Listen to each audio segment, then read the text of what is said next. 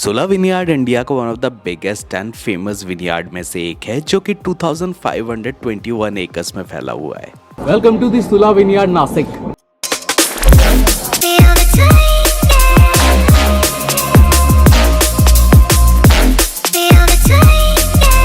Good morning everyone. So Nashik आके अगर सुला विनयार्ड नहीं गए तो क्या ही किया।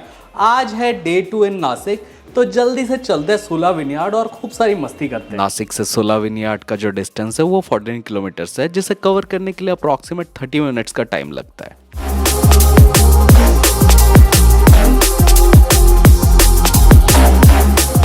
एंट्री के लिए पर पर्सन 1000 है, वही पैसा आपको अंदर स्पेंड करना है। अंदर वही पैसा फैक्ट्री देखना, टेस्टिंग, बार, रेस्टोरेंट, शॉपिंग, किधर भी सारी जगह। ये बेसिकली करेंसी, ये एंट्री नहीं। ऑलराइट गाइस, तो फाइनली मैं पहुंच गया हूँ सोला विनयार्ड में, जो कि इंडिया का one of the best vineyard है।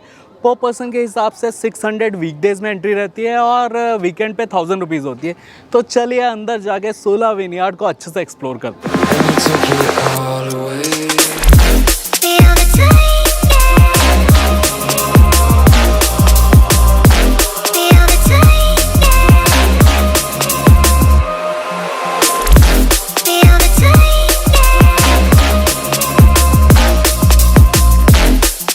जब मैंने सोला विनयार्ड में एंट्री किया तो मैंने देखा कि ये बहुत ज़्यादा ब्यूटीफुल है और आजू बाजू बहुत बड़े बड़े वाइन के बॉटल्स हैं जहाँ पर आप खड़े होकर पिक्चर्स ले सकते हैं।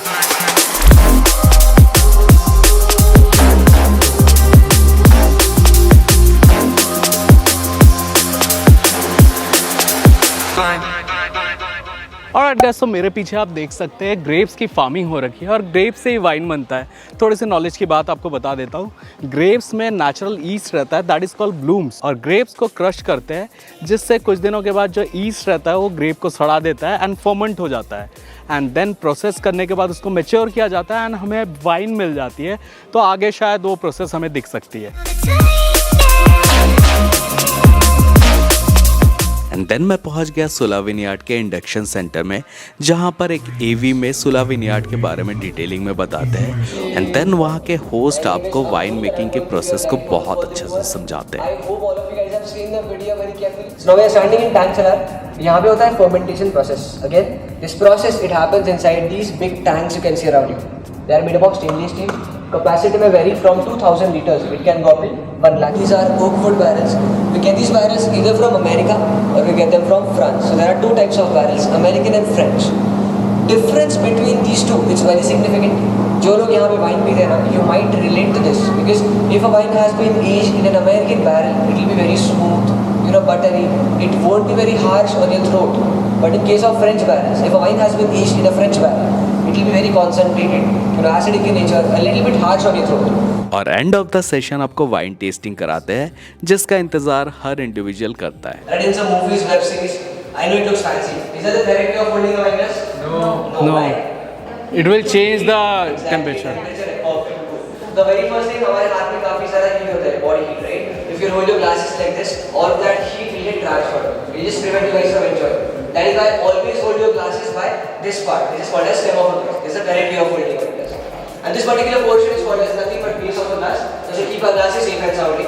A gentle reminder from my side. This is a tasting session and not a drinking session. That is why me and all of my colleagues will be pouring you small amounts of wines just so that you can grab it in one single go. Okay?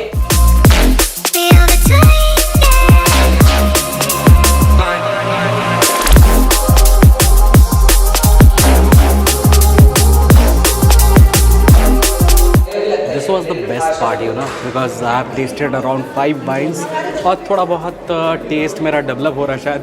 Anyways, मुझे wines कभी पसंद नहीं था।